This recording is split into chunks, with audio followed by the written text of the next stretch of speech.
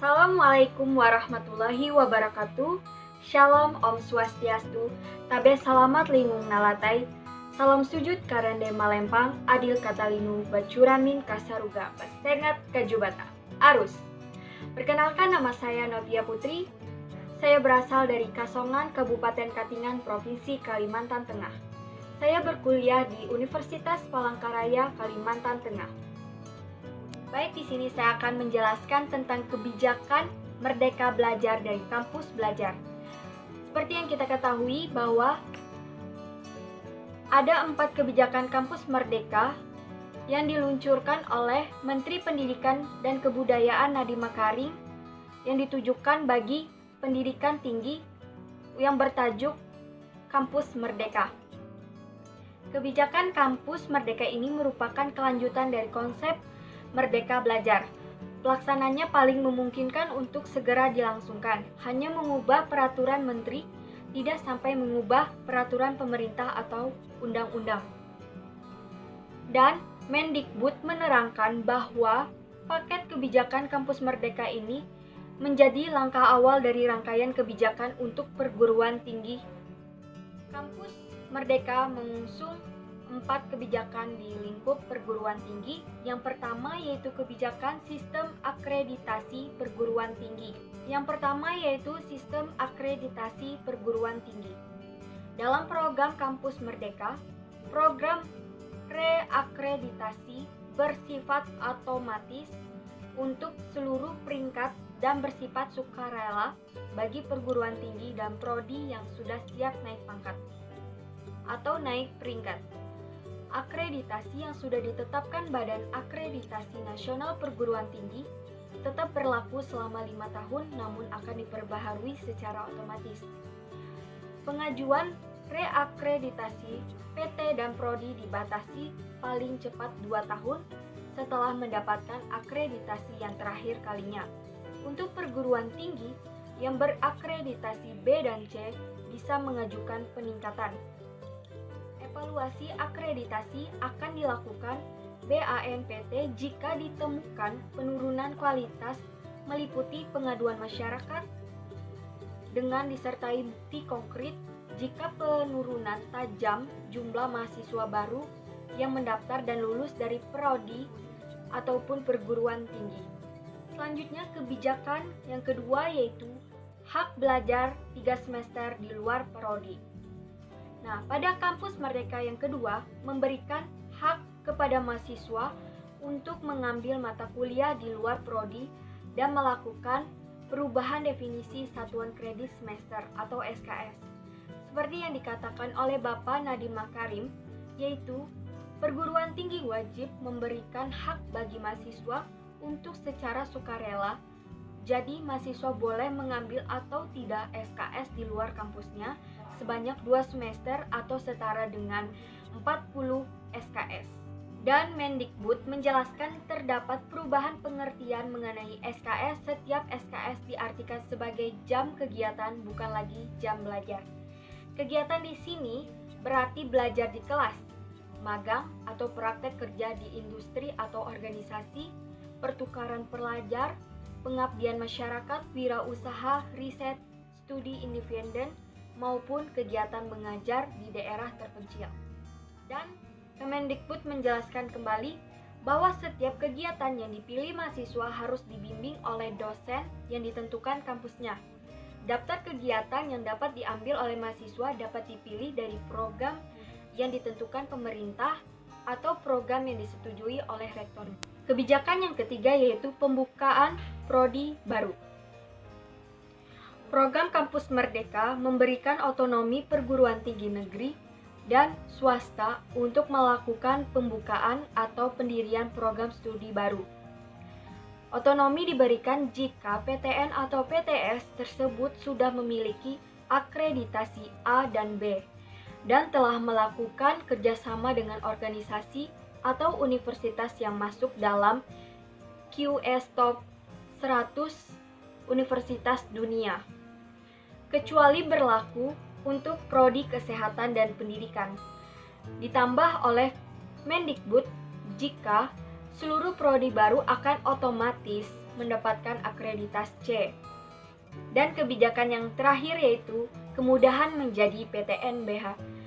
Kebijakan Kampus Merdeka yang ketiga terkait kebebasan bagi PTN, Badan Layanan Umum BLU, dan Satuan Kerja Satker untuk menjadi PTN Badan Hukum atau PTN-BH.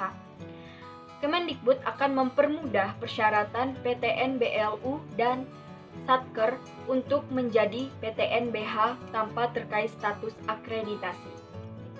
Selanjutnya saya akan menjelaskan latar belakang saya bergabung dalam program mengajar dari rumah adalah karena program ini sangat penting untuk dilaksanakan dalam kondisi pandemi seperti ini. Tujuan utama dari program ini adalah untuk membantu adik-adik siswa yang mengalami kendala dalam belajar selama masa pandemi ini yang menggunakan metode daring atau online. Baik, sasaran siswa yang dibantu yaitu siswa SD kelas 3 SD dan siswa SMP yaitu kelas 3 SMP yang berasal dari RT 011 Kasongan Lama, Kabupaten Katingan, Kalimantan Tengah. Saya akan memberi ulasan tentang metode pengajaran yang saya lakukan.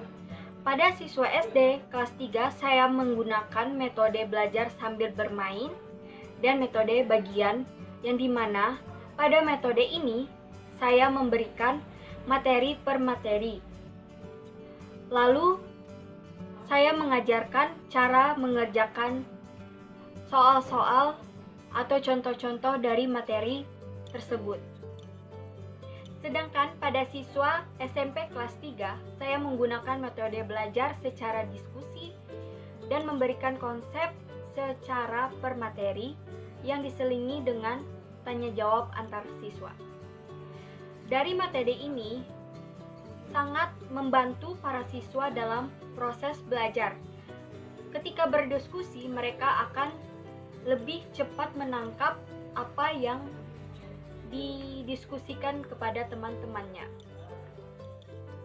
Saya akan menjabarkan ulasan tentang materi yang sudah saya ajarkan. Pada siswa SD kelas 3, saya memberikan materi tentang cara membaca, menulis, menghitung, tentang penjumlahan, pengurangan, dan perkalian. Sedangkan pada siswa kelas 3 SMP, saya memberikan materi tentang tenses bahasa Inggris dan pelajaran matematika tentang sistem persamaan linear dua variabel, peluang, mean, median, dan modus. Baik, saya akan memberikan ulasan tentang kondisi sebelum dan sesudah pengajaran. Dari hasil kegiatan analisis saya tentang pra kegiatan serta pasca kegiatan. Pada minggu pertama yaitu siswa malas belajar dan belum lancar menulis. Tetapi pasca kegiatannya siswa semakin senang belajar dan mulai lancar membaca dan menulis. Pada minggu kedua, adik peserta masih belum paham cara menerapkan tenses bahasa Inggris dalam bentuk kalimat. Setelah pasca kegiatan, adik peserta didik mulai menghafal macam-macam dan memahami materi tenses tersebut. Pada minggu ketiga, adik peserta masih menghafal macam-macam tenses walau masih belum mengerti penerapan rumusnya dalam sebuah kalimat. Setelah pasca kegiatan, pada minggu ketiga, adik peserta perlahan mengingat macam-macam tenses yang ada dan membuat sebuah kalimat menggunakan salah satu jenis tenses. Pada minggu keempat, saya mengajar peserta didik yang mengalami sedikit kesulitan menjawab ketika diberikan soal kombinasi antara penjumlahan dan pengurangan pada pelajaran matematika. Tetapi setelah pasca kegiatan, setelah kurang lebih dari 1 jam belajar dengan menggunakan metode belajar sambil bermain, peserta didik mulai memahami cara menghitung cepat dan teliti. Pada minggu kelima, peserta didik sudah lancar membaca, tetapi ada hal menulis belum lancar dan rapi. Setelah pasca kegiatan pada minggu kelima, adik peserta sangat bersemangat dalam belajar dan mudah beradaptasi sehingga adik peserta sudah cukup lancar membaca cerita rakyat dan mulai lancar menulis. Pada minggu ke-6, adik peserta belum terlalu lancar dalam menjawab soal materi sistem persamaan linear dua variabel. Setelah pasca kegiatan, setelah kita belajar, adik peserta sudah mulai memahami konsep dalam menyelesaikan soal tentang sistem persamaan linear dua variabel. Dan minggu yang ke-7 yaitu adik peserta didik baru bisa perkalian 1 dan belum lancar perkalian 2. Setelah pasca kegiatannya, adik peserta mulai hafal perkalian 2 dan mulai menghafal untuk perkalian selanjutnya. Baiklah, itu hasil analisis kegiatan yang dilakukan dalam beberapa minggu yang telah saya lakukan. Untuk minggu selanjutnya hampir menunjukkan perubahan yang sangat signifikan. Semuanya, nama aku Panji, aku kelas 3, aku sudah bisa penjumlahan, pengurangan, perkalian.